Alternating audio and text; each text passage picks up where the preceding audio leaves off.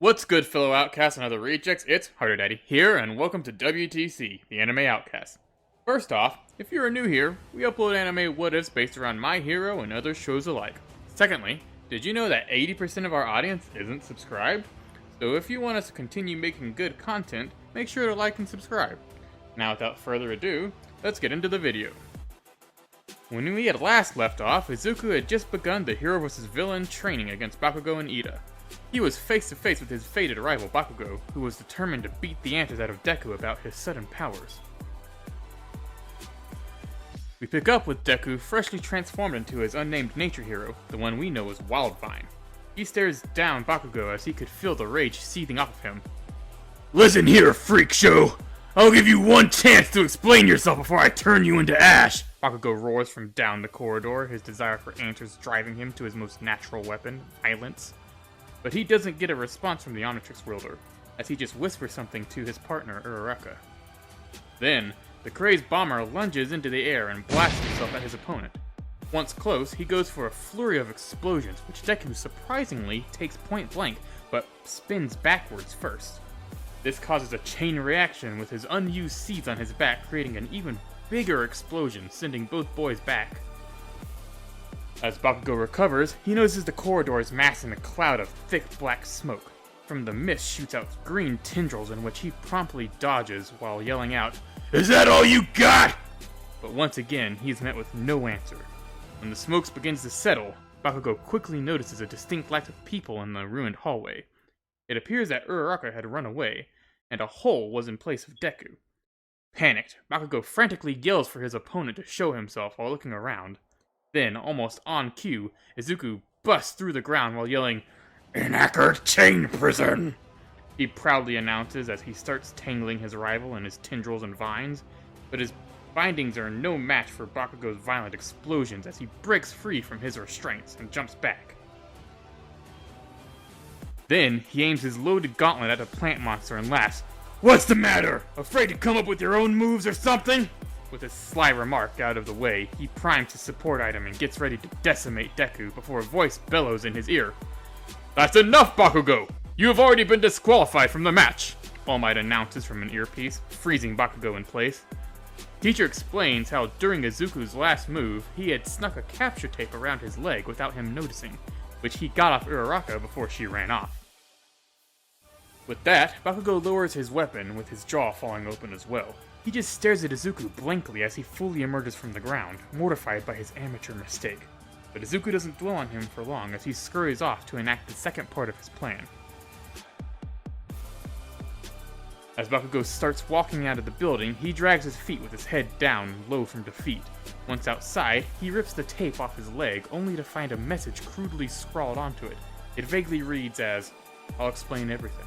Meet me at the gates. Bring train fare." We're gonna mostly skip over the next part, as it's just mainly Izuku sneaking up on Ida to quickly snatch up the bomb, winning the exercise.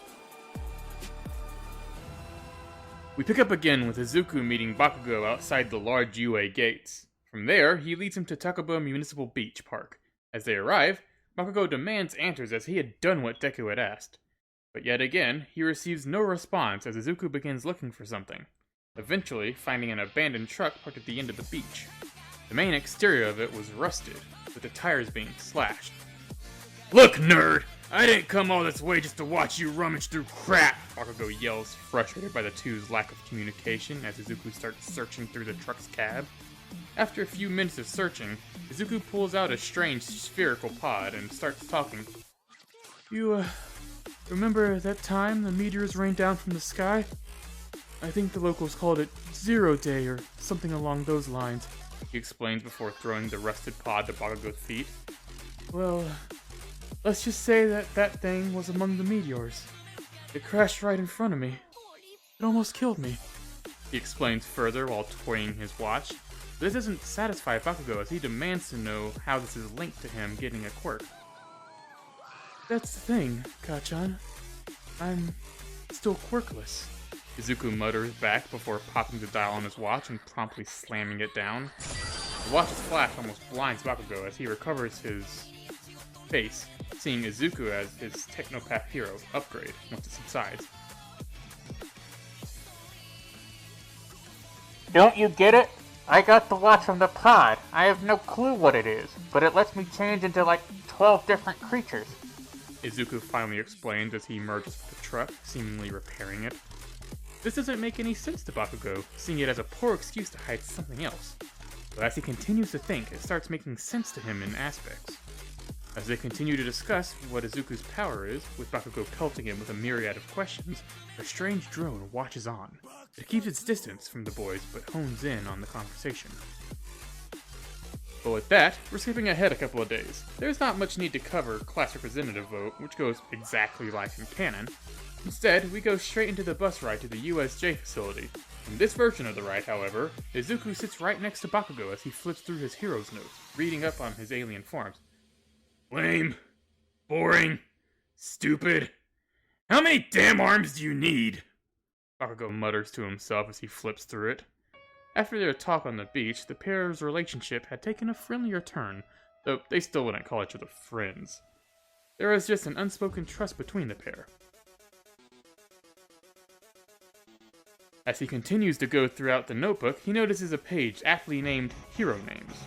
As you can probably guess, Uraraka had finally convinced him into naming his forms, which are going to be told here as they are very different from their normal ones. So in quick-fire naming session, here they are. Heat Blast goes Sakurajima, which is the Japanese word for volcano. Wild Vine becomes Kudzu, which roughly translates to Vine God. Accelerate becomes Alpha X, referring to a form of bullet train in Japan. Forearms becomes Extra Might, which is an apparent reference to All Might. Ghost Freak becomes Hibiki, a word that means resonant soul in Japanese. Upgrade becomes Overdrive, which probably doesn't need a lot of explanation. Wild Nut becomes Tero Inu, which basically means feared hound. Gray Matter becomes Cortex, as in the prefrontal cortex of the brain.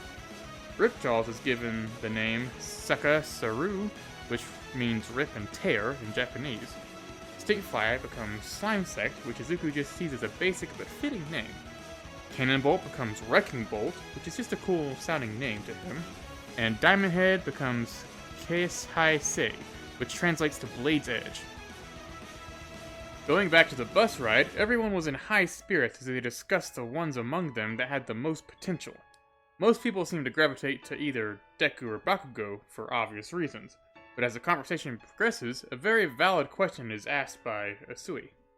I gotta ask, why did Detonarit give such an advanced item to some random kid like yourself? She croaks, breaking through Izuku's lie with the force of All Might. He didn't know if Asui generally saw through his lie or was actually just interested. Doesn't your dad work for them or something? I remember you would never shut the hell up about it when we were kids. Bakugo grunts, covering for Deku as he freezes. This cover-up is enough to satisfy Asui, but gives Izuku his own question. Why would Bakugo cover for him? Like how he kept the secret of All for One in canon, he does it for the same reason. He knew that if the watch's secret was ever to get out, it would make Izuku a target and literally everyone else he knows by extension. The conversation continues for a bit more before getting cut short by Aizawa saying that they had arrived. As the students leave the bus, they are greeted by an ecstatic 13 and the massive USJ facility.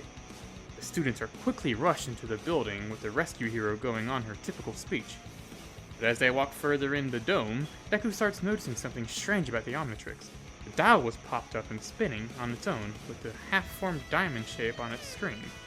It was also making a painfully loud revving sound, drawing everyone's attention to him.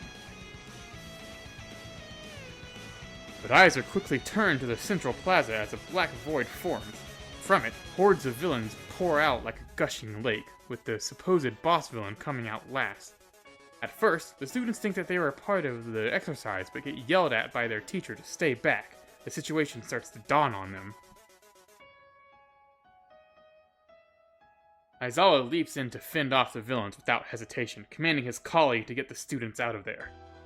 As he fights through the horde, the sentient mist villain manages to slip his way past the hero and up to the entrance to introduce himself.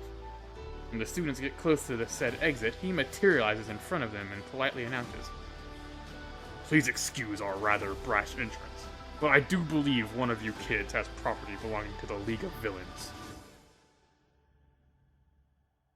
The mist creature's wisp-like eyes then lock onto Izuku, who is trying to desperately get the watch out of its crazed state. Ah, yes, there you are. Now, if you'd be so kind, I'll be taking the Omnitrix off your hands, he boldly exclaims as he forms a foggy tendril to grab Izuku with. Before he gets a chance to strike, Kirishima and Bakugo both lunge at the villain. However, their combined attack is wasted at effort as they fail to hit the man's actual body. The villain now, angered, he scatters the students in a fit of rage, messing up his plan.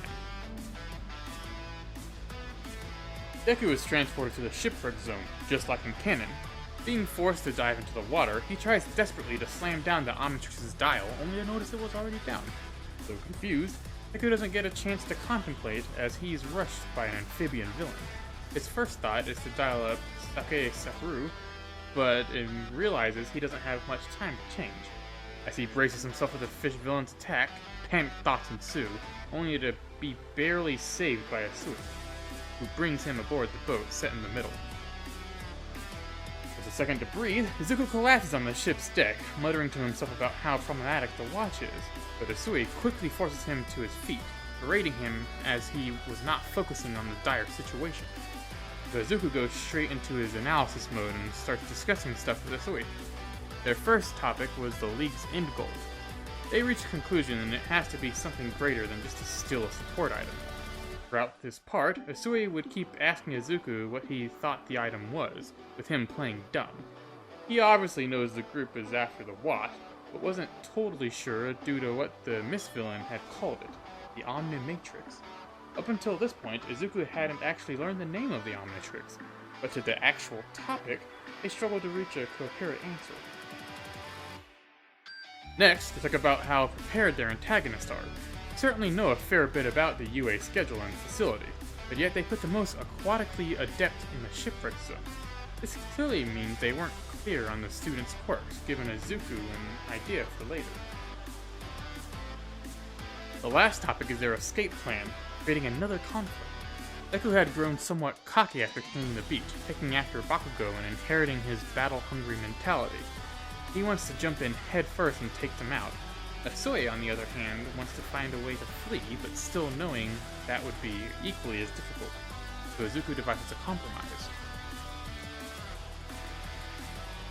After a few seconds of explaining the plan, Deku dashes off the boat while screaming obscenities at the surrounding villains in an attempt to act like Bakugo.